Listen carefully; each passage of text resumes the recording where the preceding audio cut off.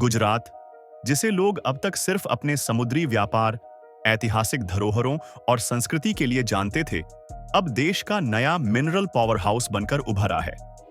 यहां से मिला है चूना पत्थर का इतना विशाल और उच्च गुणवत्ता वाला भंडार, जिसने वैज्ञानिकों से लेकर उद्योगपतियों तक सभी की आंखें खोल दी हैं।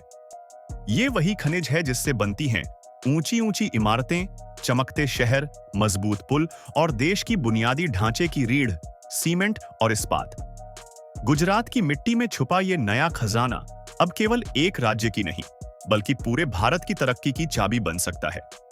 यही है गुजरात का नया अवतार, जहां जमीन के नीचे सिर्फ पत्थर नहीं, भविष्य दबा है। अब जरा सोचिए, ऐसा खनिज जिसकी मांग देश भर के निर्माण, स्टील, सीमेंट और केमिकल उद्योगों में सबसे ज्यादा होती है, वो जब अपने ही राज्य की मिट्टी से निकले तो क्या होगा? कंपनियों को अब दूर दराज के राज्यों से माल मंगवाने की जरूरत नहीं रहेगी, ना ही आयात पर निर्भरता। गुजरात अब खुद एक आपूर्तिकर्ता बनकर उभरेगा, और यही वजह है कि इस खोज को गुजरात का औद्योगिक टर्निंग पॉइंट कहा जा रहा है। गुजरात के गिर सोमनाथ, जूनागढ़, पोरबंदर, अमरेली और भावनगर जैसे इलाकों में भारतीय भूगर्भ सर्वेक्षण विभाग (जीएसआई) ने हाल ही में जो सर्वे किया, उसमें यह खुलासा हुआ कि इन इलाकों की जमीन के नीचे उच्च गुणवत्ता का चूना पत्थर भारी मात्रा में मौजूद है। गिर सोमनाथ जिले के कोडिनार और वेरावल क्षेत्रों में तो चूना पत्थर की इतनी मोटी परतें पाई गई हैं कि भूवैज्ञानिक भी हैरान हैं। माना जा रहा है कि यहां कुल भंडार की मात्रा 1500 मिलियन टन से भी अधिक हो सकती है। सोचिए, कितना बड़ा खजाना है यह। अब आप सोच रहे होंगे कि चूना पत्थर होता क्या है और इसमें ऐसा खास क्या है। दरअसल यह एक प्रकार की प्राकृतिक चट्टान होती है, जो मुख्यतः कैल्शियम कार्बोनेट से बनी होती है। इसकी खास बात यह है कि यह सीमेंट निर्माण में एक अनिवार्य घटक होता है। यही नहीं, यह स्टील को साफ करने, कांच बनाने, चीनी उद्योग, कागज और यहां तक कि दवा उद्योग में भी काम आता है।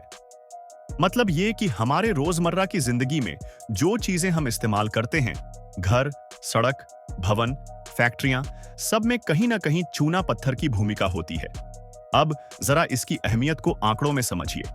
अगर गुजरात इन भंडारों का सही तरीके से दोहन करता है, तो अगले 10 वर्षों में हजारों करोड़ रुपए का राजस्व मिल सकता है।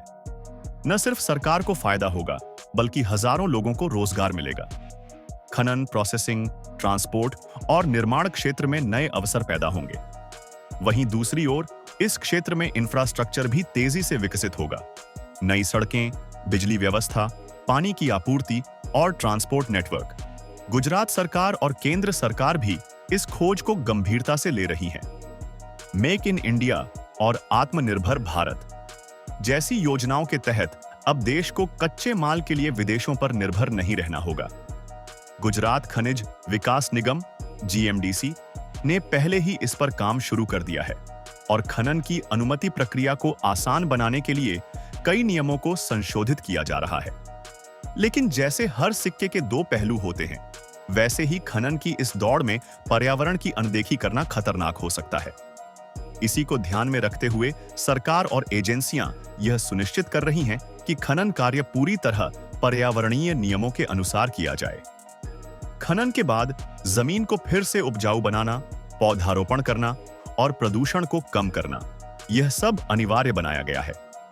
अब बात करें स्थानीय लोगों की, तो जिन जिलों में यह चूना पत्थर मिला है, वहां के लोगों के लिए यह किसी सौगात से कम नहीं। पहले जहां खेती या मछली पालन ही मुख्य रोजगार थे, वहां अब खनन, ट्रांसपोर्ट, फैक्ट्री वर्क और प्रोसेसिंग यूनिट्स से नई उम्मीदें जागी हैं। तो दोस्तों, अब जब अगली बार आप गुजरात की बात करें, तो सिर्फ उसके पर्यटन या व्यापार की बात मत करिएगा। अब वहां की मिट्टी में भी वो ताकत है जो पूरे देश की किस्मत बदल सकती है। अगर आपको यह जानकारी पसंद आई हो, तो हमारे चैनल को जरूर सब्सक्राइब करें